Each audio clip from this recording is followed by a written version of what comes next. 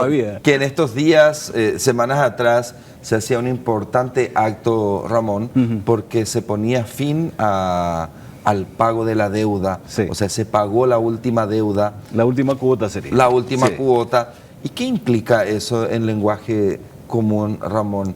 Que los países ya no deben nada, que Itaipú ya no tiene que pagar nada porque se financió la construcción de la hidroeléctrica. Mira, justamente en uno de los puntos que hoy marcaba como los mitos que rodean a Itaipú, figura ese hecho.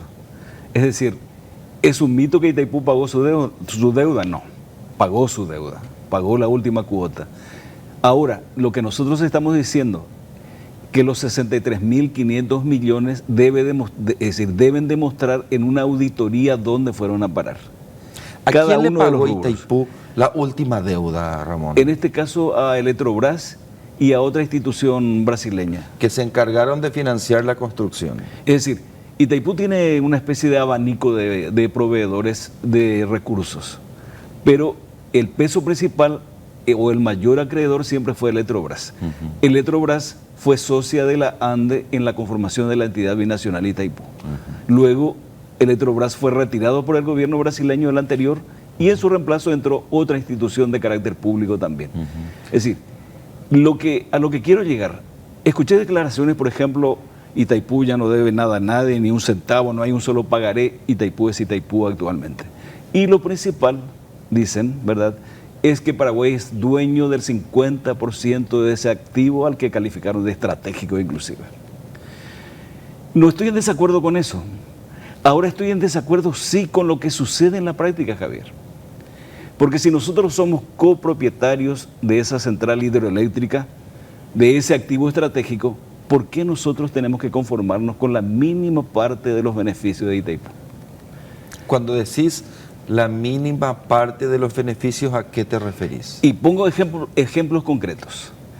En 38 años de producción de la central hidroeléctrica, Paraguay utilizó menos del 9% del total de la energía. 8, y piquito. 9% redondeale. Itaipú el 91%. Es decir, primer elemento.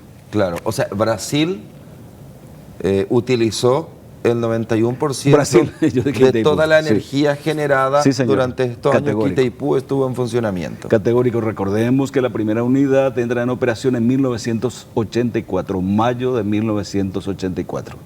Por consiguiente, desde esa fecha hasta ponerle finales de 2022, 38 años, Paraguay utilizó el 9% de la producción de Itaipú y Brasil el 91%. Entonces ahí se refleja ya una disparidad terrible, una asimetría bastante considerable. Pero también hay que reconocer, vos me corregirás, Ramón, no teníamos condiciones para la transmisión, es categórico. Los últimos años... Sí, está bien. De todas maneras... pero quiero agregar un elemento. Te escucho. Es decir, no teníamos cómo transmitir esa potencia, energía. Potencia, pues le dicen los ingenieros de Itaipú, ¿verdad?, que es la que genera Itaipú. Es decir, bueno, pero no teníamos cómo transmitir. Claro, pero porque tampoco se generaron condiciones para que podamos crecer en esas líneas de transmisión. ¿O me equivoco? No, estoy plenamente de acuerdo. Ahora una cuestión fundamental. Tenemos que distinguir potencia de energía necesariamente. Potencia es como la fábrica y la energía ya es el producto que produce esa fábrica, valga la redundancia. Entonces, ¿qué es lo que contratamos con Itaipú? Y básicamente, de acuerdo a cómo está en el tratado, contratamos potencia. Una unidad de potencia que pagamos cada mes. Es decir, la suma de unidades de potencias que pagamos cada mes. Eso se contrata con Itaipú. A los efectos prácticos se los convierte en energía. La unidad de la potencia es solamente kW o MW o GW. kW conocemos, kilowatt. Megawatt conocemos también, gigawatt un poco más raro, pero también ya vamos conociendo. Y cuando se trata de energía se le pone una H minúscula. MWH, megawatt hora, kWh, kilowatt hora, GWH, gigawatt hora. Entonces, aclarado eso para que nuestros oyentes manejen esos términos. Para quienes nos siguen. Sí. ¿Y por qué consideras que es un mito? Es cierto, dejó pagó la última cuota. Sí. Pero ¿por qué desde tu punto de vista es un mito de que se haya pagado toda la deuda? Es que nosotros seamos efectivamente copropietarios, absolutamente dueños de la mitad del 50% de ese activo. Eso también en los papeles es verdad. Pero cuando uno examina los beneficios, la repartija o distribución de beneficios, el primer elemento que salta es que nosotros no aprovechamos toda la energía de Itaipú, ni tan siquiera la energía que nos corresponde. Entonces voy a lo que vos me señalabas, ¿y cómo diablos ibas a aprovechar si no tenías línea de transmisión? De todas maneras, supongamos vos que en tu patio tengas una producción determinada de naranjas, no tenés carretillas para transportar, y viene el comprador a tu casa, ¿acaso le vas a regalar tu naranja? No. ¿Y por qué nosotros le regalamos a Brasil nuestro excedente? Qué buen ejemplo, se hubiera establecido otra modalidad de Claro venta. claro que sí, era lo que correspondía, porque inclusive también en los documentos, en la matriz del Tratado de Itaipú, que fue el acta final de Foz de Iguazú, de junio de 1966, se establecía que la parte que ceda su energía se le pague el justo precio. Y justo precio no puede ser nunca el precio de compensación. Y ahí el segundo elemento concreto, y te dejo la palabra.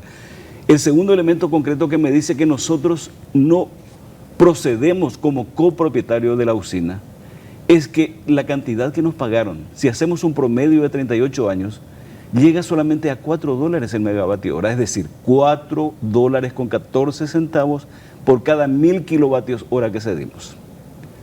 ¿Qué cedimos? Sí, que cedimos, porque estamos hablando del pasado, del... Que nos correspondía, pero no la utilizamos, entonces, como Cedimos, dice el tratado, porque, sí, le cedimos a Brasil como establece, y obligatoriamente. Cualquiera diría, a la pucha, eso es tuyo, sí. ¿Y por qué no lo vendes? Está bien, lo voy a vender, ¿dónde? Y en el mercado. ¿Y en qué mercado? El brasileño necesita de esa energía. ¿Y qué me pagan? Eso es real, de que Paraguay va a poder decidir a quién venderle lo que le corresponde después que se estudie el anexo C. Es un tema de terrible discusión. Brasil, yo sé, ¿Va a permitir Brasil eso? No, se va a oponer. Pero de todas maneras es un derecho justo del Paraguay. Y ya en tiempos de Luis Ignacio Lula da Silva, cuando negociaron en el 2008-2009 parte del tratado, vieron esa posibilidad. Que Paraguay disponga. Que exista la posibilidad de que Paraguay mire los mercados.